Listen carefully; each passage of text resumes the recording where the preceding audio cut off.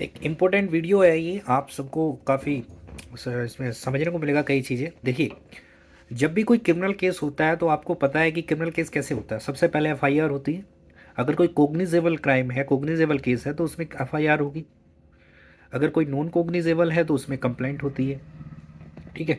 तो सबसे पहले मान लो कोग्निजेबल केस है, उसमें एफआईआर हुई। अब एफआईआर के बाद क्या होगा? पुलिस इन्वेस्टिगेशन करेगी। अब पुलिस इन्वेस्टिगेशन करने के बाद जो चार्जशीट तैयार करेगी, चार्जशीट उसको बोलते हैं जो पुलिस इन्वेस्टिगेशन के दौरान जो सारी जो एविडेंस कलेक्ट करती है, जो भी जो कलेक्ट करती है डॉक्यूमेंट वगैरह जो भी, उसको बोलते हैं चार्जशीट। अब ये कहाँ पर जाएंगे? चार्जशीट जाएगी आपकी कोर्ट में जाएगी। अब चार्जशीट जो है कोर्ट में जाएगी। चार्जशीट कोर्ट, अब देखो दो चीज़ होगी यहाँ पर। या तो पुलिस वालों को लगता है कि भाई वाकई में जो एफआईआर हुई है वो रेलेवेंट है, उसमें बनता है केस फाइल करना, चार्जशीट फाइल करनी बनती है, तो उसमें दम है एफआईआर में, तो वो चार्जशीट फाइल करते हैं। अगर उन्हें लगता है कि ये तो झूठी एफआईआर है, इसमें कुछ दम ही नहीं है, कुछ मिल ही नहीं रहा उनको इन्वेस्टिगेशन के दौरान, तो वो जो है डिस्क्लोजर रिपोर्ट फाइल कर देते हैं कि भाई हमें कुछ नहीं मिला। वो कोर्ट के सामने बता देंगे कि इस एफआईआर में कुछ था ही नहीं, हमें इन्वेस्टिगेशन के दौरान कुछ ऐसा मिला ही नहीं जिससे कि हम प्रोसीड कर सकें आगे। तो ये चीज़ होगी, दो चीज़ होगी। अब मान लो उन्हें लगा कि भाई चार्जशीट आ गई।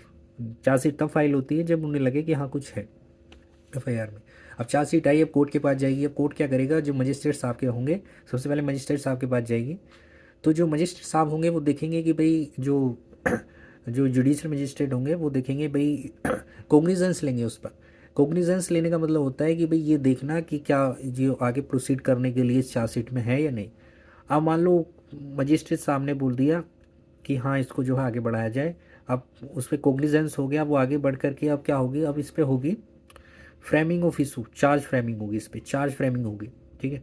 चार्ज फ्रेमिंग क्या होती है? देखो, चार्ज फ्रेमिंग का मतलब है जो एफआईआर में जो सेक्शन लगते हैं, लगाए थे, जो पुलिस स्टेशन जो कोई एफआईआर दर्ज कराते हैं तो बताता है कि भाई इसने ये भी किया है, इसने जो है चोरी भी किया, तो बहुत सारे सेक्शन लग जाते हैं।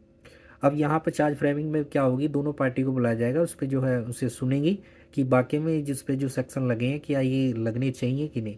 अब चार्ज फ्रेमिंग, अभी हमारा कल ही मैटर लगा था, उस पर हमने जो है आर्ग्यूमेंट किए चार्ज फ्रेमिंग पर। तो फिर उसमें जो है 420 और 406 दो सेक्शन के अंदर था आईपीसी के, तो उस पर थी। तो क्या हुआ था फिर? तो ये चार्ज फ्रेमिंग हो गई। अब चार्ज फ्रेमिंग के बाद आपका स्टार्ट होता है ट्रायल। अब ट्रायल में क्या होगा? ट्रायल जब स्टार्ट होगा, ट्रायल में सबसे पहले जो प्रोसिक्यूशन होगा, प्रोसिक्यूशन जो होता है विक्टिम की साइड से, अब प्रोसिक्यूशन देगा, एविडेंस देगा, प्रोसिक्यूशन अपने विटनेसेस देगा, प्रोसिक्यूशन विटनेसेस करेगा। फिर उसके बाद जो है जो डिफेंस काउंसिल होगा, डिफेंस काउंसिल अक्यूज्ड जिसके अगेंस्ट में फायर की जाती है उसे बोलते हैं डिफेंस काउंसिल। जो होता है उसकी तरफ से जो एडवोकेट होगा उसको डिफेंस काउंसिल वो प्रूव करेगा। और सबसे क्रॉस एग्जामिनेशन करेगा विटनेसेस के, अगर जो प्रोसिक्यूशन है विटनेस देता है उसकी क्रॉस एग्जामिनेशन करेगा। ठीक है। तो इसके बाद जो है फिर ये ट्रायल में ये सारी चीज़ें होंगी। फिर ठीक है, ये फिर अब अपने एविडेंस देगा जो डिफेंस काउंसिल होगा। तो ट्रायल में ये सारी चीज़ें होगी, फिर लास्ट में फाइनल आर्ग्यूमेंट होगी, उसके बाद आपका जजमेंट आ जाती है। तो ये पूरा प्रोसीजर चलता है। उसको चलते चलते हम देखते हैं कि काफ़ी साल बीत जाते हैं। ठीक है। एक क्राइम काफ़ी साल लग जाते हैं एक क्रिमिनल केस में डिसाइड होने में। इसके कई कारण हैं, और कारण मैं आपको बताऊं तो देखिए, सबसे पहले कारण कई बार क्या होता है कि जजेस छुट्टी पर होते हैं, या ये कहूँ कि जजेस की जो है उनका जो है ट्रांसफ़र हो जाता है। अब अब जजेस का काफ़ी ज़्यादा मैं देखता हूँ जो कि एक सीरियस प्रॉब्लम है। क्योंकि एक जज का मान लो एक केस चल रहा है लंबे समय से किसी जज के पास, अब वो जज, अब सारा उस एक जज को पता होता है उस केस के बारे में, फैक्ट जो भी सर्कमस्टांसेस सारी चीज़ें पता होती हैं कि हाँ क्या चल रहा है।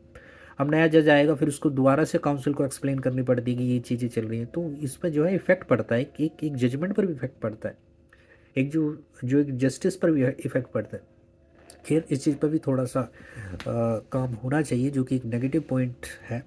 बाकी फिर दूसरा जो मैं बता रहा था, लंबा समय क्यों लगता है, फिर जो एडवोकेट्स होते हैं वो अपनी छुट्टी पर रहते हैं, जो काफ़ी देखने को मिलता है। वो जो है छुट्टी पर रहते हैं, डेट काफ़ी लेते हैं, अर्जेंट करा लेते हैं। तो यहाँ पर वही डायलॉग मशहूर है, डेट पे डेट, डेट पे डेट। तो ऐसा होता है, वो डेट लेंगे।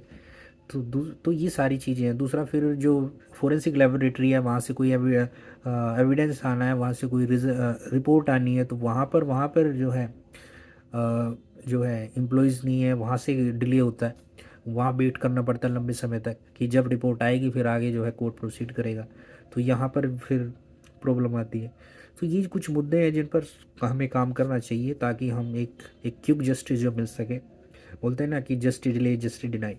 तो इस चीज़ से बचने के लिए इन चीज़ों पे जो है रिफॉर्म्स की ज़रूरत है, काम करने की ज़रूरत है गवर्नमेंट को, जुडिशरी को भी सोचने की ज़रूरत है ताकि इस चीज़ को मुद्दे को ऐसे मुद्दों को उठाया जा सके।